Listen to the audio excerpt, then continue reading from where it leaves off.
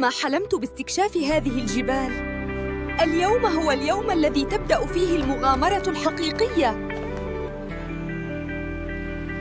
وجلست أنظر من النافذة، وكلما اقتربت الجبال زاد قلبي حماساً. بدأت أتسلق الطريق الجبلي خطوة خطوة، وكل زاوية كانت تحكي لي جمالاً جديداً. عندما وصلت إلى إمليل وقفت مندهشاً. بيوت معلقة على الجبل.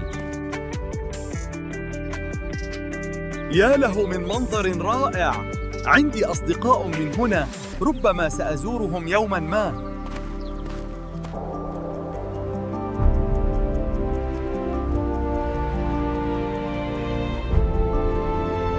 يا أصدقائي، تخيلوا معي، جبل توبقال هو أعلى قمة في المغرب، بل وحتى في شمال إفريقيا.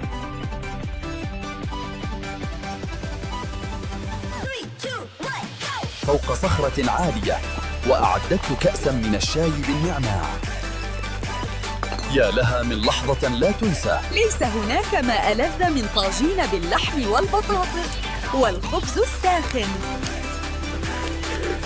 ومع غروب الشمس كنت أنزل بهدوء، والسماء لوحة ألوان جميلة.